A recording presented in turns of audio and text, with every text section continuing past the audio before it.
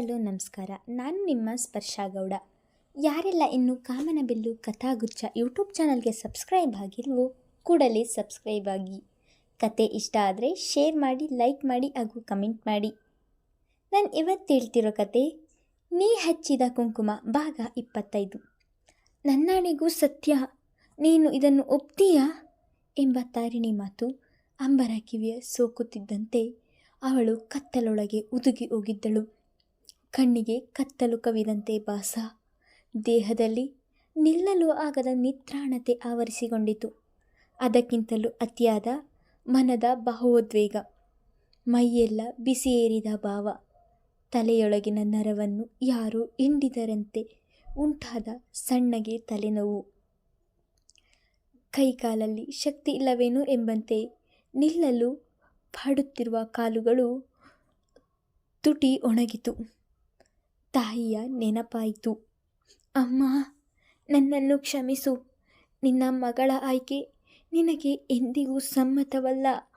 ನನ್ನ ಕನಸುಗಳು ಸತ್ತು ಸಮಾಧಿ ಏರಿತು. ನನ್ನ ಪ್ರೀತಿ ಶೂನ್ಯದ ಮುಡಿ ಏರಿತು. ಐ ಹೇಟ್ ಮೈ ಲೈಫ್ ಎಂದು ಜೋರಾಗಿ ಚೀರಬೇಕು ಎಂದೆನಿಸಿದ ತಕ್ಷಣಕ್ಕೆ ಅದು ಸಾಧ್ಯವಾಗದೇ ಹೋಯಿತು. ಗಂಟಲ ಸೆರೆ ಉಬ್ಬಿತು. ಕಣ್ಣೆದುರು ಎಲ್ಲವೂ ಅಸ್ಪಷ್ಟವಾಯಿತು. ಒಮ್ಮೆ ಪರಾಶರ ಹೋದ ದಿಕ್ಕನ್ನು ದಿಟ್ಟಿಸಿದಳು. ಅಪ್ಪ ಮಗನನ್ನು ರಮಿಸುತ್ತಾ, ಆತನನ್ನು ಮುದ್ದು ಮಾಡುತ್ತಾ ಎತ್ತಿಕೊಂಡು ಹೋಗುತ್ತಿರುವ ದೃಶ್ಯ ನೋಡಿ ಮೂರ್ಛೆ ಹೋದಂತೆ ಭಾಸವಾಯಿತು. ಕಲ್ಪನೆಯ ಲೋಕವೇ ಚೆಂದ. ಕೆಲವೊಂದು ವಾಸ್ತವಕ್ಕೆ ಹೊಂದಿಕೊಳ್ಳಲು ಮನಸ್ಸು ಸತ್ತು ಬದುಕಬೇಕು ಎಂಬ ಸತ್ಯ ಅರಿವಾಯಿತು. ಮನದ ಸಂಘರ್ಷಕ್ಕೆ ಕಡಿವಾಣ ಹಾಕುವಲ್ಲಿ ಸೋತಳು ಅಂಬರ. ಬುಡ ಕಡಿದ ಮರದಂತೆ ಒಮ್ಮೆಲೆ ಕುಸಿದು ಬಿದ್ದಳು.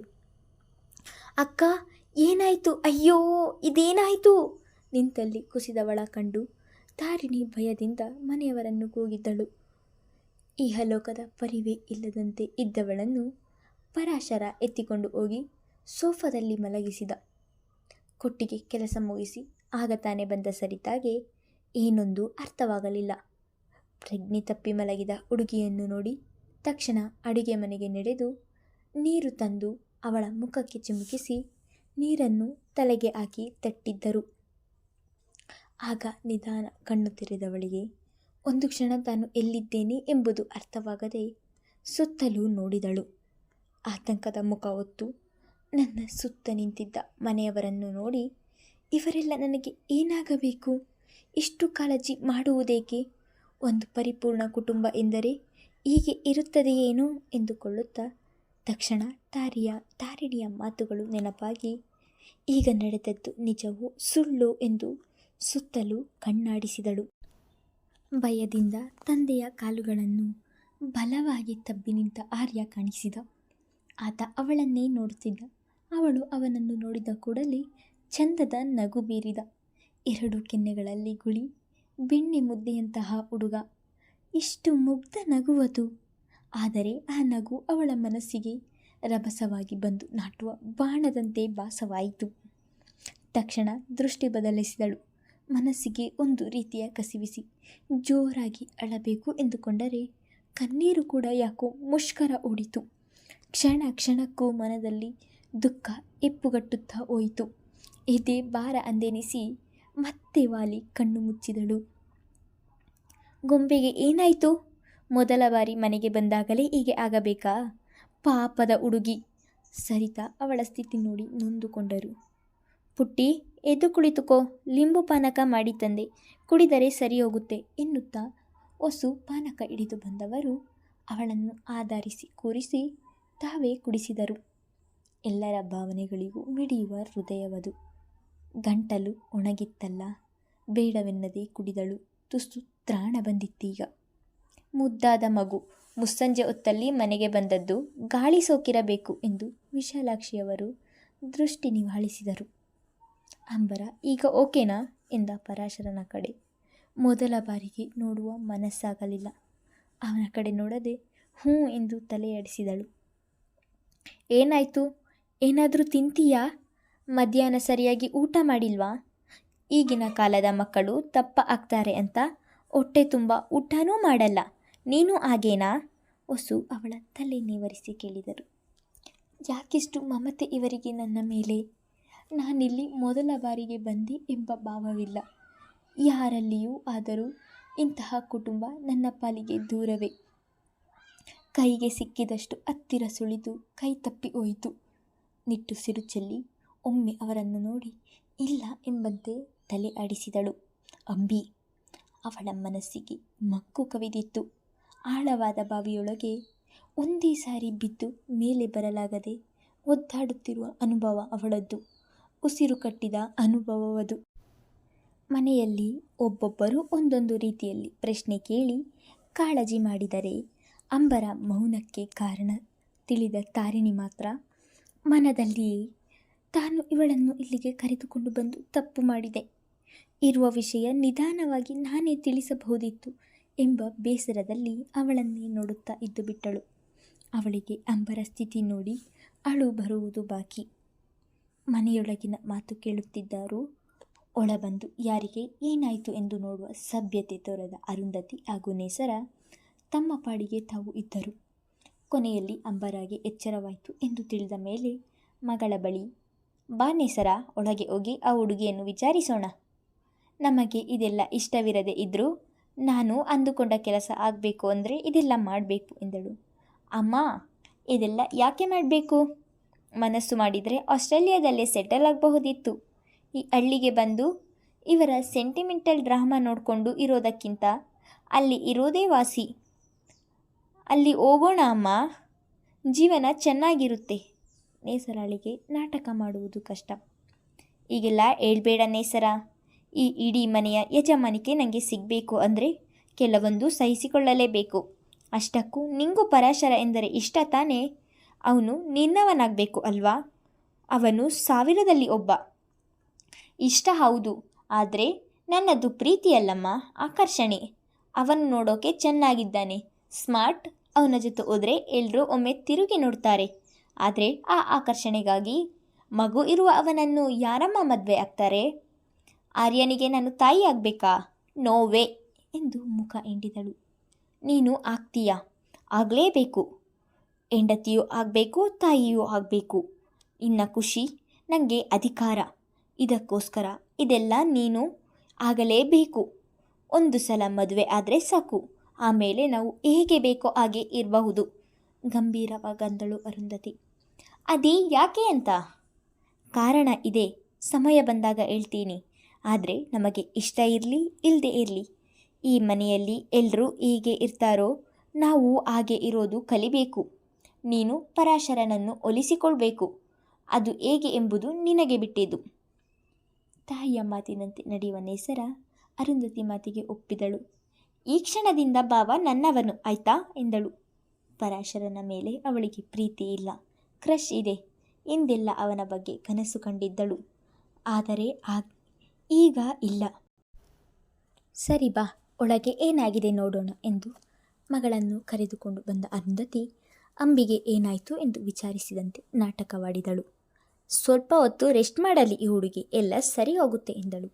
ಮನೆಯವರಿಗೂ ಅವಳ ಮಾತು ಸರಿ ಎನಿಸಿತು.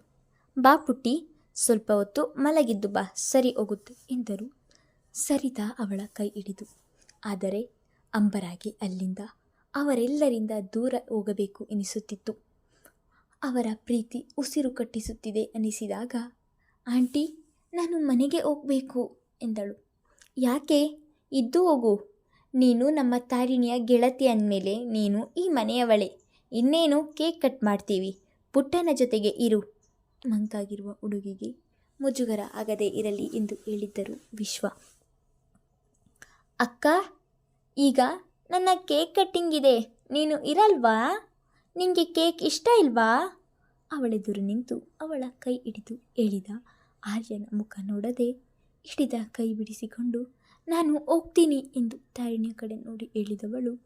ಯಾರ ಉತ್ತರಕ್ಕೂ ಕಾಯದೆ ಎದ್ದು ಓಡಿದವಳು ಅಂಗಳದ ಕಟ್ಟೆಯ ಎದುರು ಆಗ ತಾನೇ ಬಂದ ಸದಾಶಿವನಿಗೆ ಡಿಕ್ಕಿ ಹೊಡೆದಳು. ಒಂದು ಕ್ಷಣ ಇಬ್ಬರು ಒಬ್ಬರನ್ನೊಬ್ಬರು ನೋಡಿಕೊಂಡರು. ಸದಾಶಿವನಿಗೆ ಆ ಹುಡುಗಿಯನ್ನು ತಾನು ಎಲ್ಲಿಯೋ ನೋಡಿದ್ದೇನೆ ಎಂಬ ಭಾವ ಉಂಟಾಯಿತು. ಎಲ್ಲಿ ಎಂದು ನೆನಪಾಗಲಿಲ್ಲ. ಸಾರಿ ಅಂಕಲ್, ಗೊತ್ತಾಗಲಿಲ್ಲ. ಅವನು ಬಾಯಿ ತೆರೆಯುವುದಕ್ಕೂ ಮುನ್ನವೇ ಹೇಳಿದವಳು ಅಲ್ಲಿಂದ ಓಡಿಕೊಂಡೇ ತಾರಿಣಿ ಮನೆ ತಲುಪಿದ್ದಳು. ಪುರಂದರ ಹಾಗೂ ಪಾರ್ವತಿ ಇನ್ನೇನು ಆ ಮನೆಗೆ ಹೊರಡುವವರಿದ್ದರು. ಏದುಸಿರು ಬಿಡುತ್ತಾ ಬಂದವಳನ್ನು ನೋಡಿ ಏನಾಯಿತು ಎಂದು ಕೇಳಿದರೆ, ನಾನೀಗಲೇ ಮನೆಗೆ ಹೋಗಬೇಕು ಅಂಕಲ್, ಪ್ಲೀಸ್ ಎಂದವಳು ತನ್ನ ಮೊಬೈಲ್ನಿಂದ ರಿತೇಶ್ಗೆ ಕರೆ ಮಾಡಿ ಈಗಲೇ ಬಂದು ತನ್ನನ್ನು ಕರೆದುಕೊಂಡು ಹೋಗು ಎಂದು ವಿಳಾಸ ಹೇಳಿದಳು. ಹೊರಟವರು ನಿಂತರು. ಈ ಹೊತ್ತಿಗೆ ಒಬ್ಬಂಟಿಯಾಗಿ ಹೋಗೋದು ಬೇಡ, ನಾಳೆ ಬೆಳಗ್ಗೆ ಎದ್ದು ಹೋಗು ಎಂದು ಪರಿಯಾಗಿ ಬುದ್ಧಿ ಹೇಳಿದರು. ಅವರ ಮಾತು ಕೇಳುವ ಸ್ಥಿತಿಯಲ್ಲಿ ಇರಲಿಲ್ಲ ಅವಳು. ಅಂಕಲ್ ನೀವು ಹೋಗಿ, ನನ್ನ ಫ್ರೆಂಡ್ ಅಂದರೆ ನಮ್ಮ ಓನರ್ ಆಂಟಿಯ ಮಗ ಬರ್ತಾನೆ, ನಾನು ಹೋಗ್ತೀನಿ ಎಂದು ತನ್ನ ಬ್ಯಾಗ್ ಹಿಡಿದು ಹೊರಗೆ ಕಟ್ಟೆಯ ಮೇಲೆ ಬಂದು ಕುಳಿತವಳಿಗೆ ಅಲ್ಲಿಂದ ದೂರ ಹೋದರೆ ಸಾಕಿತ್ತು. ಅವರು ಎಷ್ಟು ಹೇಳಿದರೂ ಕೇಳದೆ ಇದ್ದಾಗ ಅವಳು ಹೊರಟ ಮೇಲೆ ತಾವು ಹೊರಡೋಣ ಎಂದು ಅವರು ಕೂಡ ಅವಳ ಜೊತೆಗೆ ಕುಳಿತರು.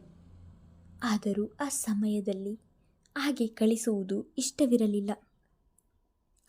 ಪಾರ್ವತಿ ಅವಳಿಗೆ ಕುಂಕುಮ ಹಚ್ಚಿ ಡ್ರೆಸ್ ಪೀಸ್ ಕೊಟ್ಟು ಮತ್ತೊಮ್ಮೆ ಬರುವಂತೆ ಹೇಳಿದರು. 5 ನಿಮಿಷ ಕಳೆಯುವುದರ ಒಳಗಾಗಿ ತಾರಿಣಿ ಅವಳ ಹಿಂದೆಯೇ ಹೊಸು ಕೂಡ ಬಂದಿದ್ದರು. ಈ ಹುಡುಗಿಗೆ ಏನಾಯಿತು ಗೊತ್ತಿಲ್ಲ, ಪ್ರಜ್ಞೆ ತಪ್ಪಿದಳು, ಎದ್ದು ಈಗಲೇ ಮನೆಗೆ ಹೋಗ್ತೀನಿ ಎಂದಳು.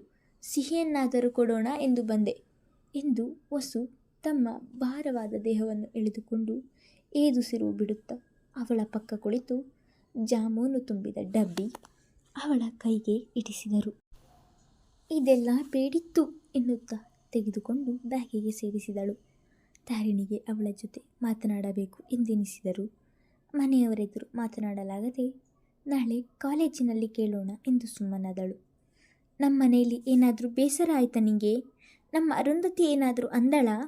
ಹಾಗೇನಾದರೂ ಆದರೆ ನಮ್ಮನ್ನು ಕ್ಷಮಿಸು ಅಂಬರ ಎಂದು ಹೇಳಿದ ಹೊಸೂರವರ ಮುಗ್ಧತೆಗೆ ಕರಗಿದ ಮನಸ್ಸು ಕಣ್ಣೀರು ಮಿಡಿದಿತ್ತು. ಎಲ್ಲರೆದುರು ಅಳಬಾರದು, ಮನದ ದುಃಖವನ್ನು ಹೊರ ಹಾಕಬಾರದು ಎಂದು ಇಷ್ಟು ಸಮಯ ನಿಯಂತ್ರಿಸಿಕೊಂಡಿದ್ದ ಕಣ್ಣೀರು ತನ್ನ ಮಾತು ಕೇಳದೆ ರೆಪ್ಪೆಗಳ ದಾಟಿ ಬಂದಾಗಿತ್ತು. ಮನದಲ್ಲಿ ಇರಿದಾದ ಮಂಜುಗಡ್ಡೆ ಹೆಪ್ಪುಗಟ್ಟಿ ಕುಳಿತ ಭಾವ ಅವಳಲ್ಲಿ. ಅಪ್ಪ ಗಣೇಶ, ಪ್ಲೀಸ್ ಆದಷ್ಟು ಬೇಗ ರಿತೇಶ್ ಬರುವ ಹಾಗೆ ಮಾಡು, ನನಗೆ ಇಲ್ಲಿರೋಕೆ ಕಷ್ಟ ಆಗ್ತಾ ಇದೆ. ಇವರ ಪ್ರೀತಿಗೆ ಸೋಲುತ್ತಾ ಇರುವ ಸತ್ಯವನ್ನು ಅರಗಿಸಿಕೊಳ್ಳಲಾಗದ ಮನಸ್ಥಿತಿ ನನ್ನದು. ಅಮ್ಮ ಎಚ್ಚರಿಸಿದಂತೆ ಪ್ರೀತಿಯಲ್ಲಿ ನೋವು ಹೆಚ್ಚು, ಹತಾಶೆಯ ಪರ್ವತವೇ ನನ್ನ ತಲೆ ಏರಿ ಕುಳಿತಿದೆ ಎಂದು ಯೋಚಿಸುತ್ತಿರುವವಳಿಗೆ ತಾನು ಪರಾಶರನ ಹೆಂಡತಿಯ ಭೇಟಿಯಾಗಿಲ್ಲ ಎಂಬುದು ನೆನಪಾಗಿತ್ತು. ಅವಳ ಮೊರೆ ಗಣೇಶ ಕೇಳಿಸಿಕೊಂಡ ಎಂಬಂತೆ ರಿತೇಶ್ ಕೂಡ ಬಂದಿದ್ದ. ಪಾರ್ವತಿ ಅವನಿಗೂ ಚಹಾ ಹಾಗೂ ಚಿಪ್ಸ್ ಕೊಟ್ಟರು. ಮತ್ತೊಮ್ಮೆ ಬಾ ಪುಟ್ಟಿ, ನಿನ್ನನ್ನು ನೋಡಿದರೆ ನನ್ನ ಮಗಳನ್ನು ನೋಡಿದ ಹಾಗಾಗುತ್ತೆ ಮತ್ತೊಮ್ಮೆ ಹೇಳಿದ್ದರು ಹೊಸು. ಸಿಹಿ ಕೊಡಲು ಅವರು ಬಂದದ್ದು ಎಂಬುದು ಕೇವಲ ಒಂದು ನೆಪ. ಸತ್ಯ ಏನೆಂದರೆ ಮತ್ತೊಮ್ಮೆ ಅವಳನ್ನು ನೋಡಬೇಕು ಎಂಬುದು ಅವರ ಮನಸ್ಸು ಪದೇ ಪದೇ ಹೇಳಿದ್ದಕ್ಕೆ ಅವರು ಬಂದದ್ದು. ಅದೇನು ತೀರದ ಆಕರ್ಷಣೆ ಅವಳ ಕಡೆಗೆ ಅವರಿಗೆ. ಆಯಿತು ಆಂಟಿ, ಬರ್ತೀನಿ ಎಂದವಳು ಅಂಗಳದ ತುದಿ ತಲುಪಿ ನೆನಪಾದವಳಂತೆ ಹಿಂತಿರುಗಿ ಬಂದು, ಆಂಟಿ, ಸರ್ ಹೆಂಡತಿಯನ್ನು ನನಗೆ ಪರಿಚಯಿಸಲಿಲ್ಲ, ಯಾರು, ಯಾಕೆ ಅವರು ಮನೆಯಲ್ಲಿ ಇಲ್ಲವಾ ಎಂದಳು. ಅವಳು ಮನೆಯಲ್ಲಷ್ಟೇ ಅಲ್ಲ ಮಗಳೇ, ಈ ಭೂಮಿಯ ಮೇಲೆ ಇಲ್ಲ. ಆರ್ಯನನ್ನು ನಮ್ಮ ಕೈಗೆ ಕೊಟ್ಟು ಅವಳು ಇಹಲೋಕದ ಯಾತ್ರೆ ಮುಗಿಸಿ ಹೋದಳು ಎಂಬ ಹೊಸು ಮಾತುಗಳು ಅವಳ ಹೃದಯದ ಮೇಲೆ ಮತ್ತೊಂದು ದೊಡ್ಡ ಬಂಡೆಗಳ ಭಾರ ಏರಿದಂತೆ ಭಾಸವಾಗಿ ಮತ್ತೆ ಅಲ್ಲಿ ನಿಲ್ಲಲಾಗದೆ ಹೋಗಿ ಬೈಕ್ ಏರಿದವಳು ಯಾಂತ್ರಿಕವಾಗಿ ಕೈ ಬೀಸಿದಳು. ಮತ್ತೆ ಇಲ್ಲಿ ಬರ್ತೀನೋ ಇಲ್ಲವೋ ಗೊತ್ತಿಲ್ಲ, ಪ್ಲೀಸ್ ಗಣೇಶ, ಅವರನ್ನು ಮರೆಯುವ ಶಕ್ತಿ ಕೊಡು ಎಂದು ಬೇಡಿಕೊಂಡವಳ ಮನಸ್ಸು ಮೊರೆ ಹೋಗಿದ್ದು ಮತ್ತದೆ ಮೌನವನ್ನು. ಹೊಸು, ತಾರಿಣಿ ಮನೆಯವರು ಬೈಕ್ ಬೆಳಕು ಮರೆಯಾಗುವವರೆಗೂ ಅಲ್ಲಿಗೆ ನಿಂತರು. ಮುಂದುವರೆಯುವುದು. ಅಂಬರ ಆ ಗಣೇಶನಲ್ಲಿ ಬೇಡಿಕೊಂಡಂತೆ ಅವನನ್ನು ಮರೆಯಲು ಸಾಧ್ಯವಾಗುತ್ತದಾ ಇಲ್ಲವಾ ಎಂದು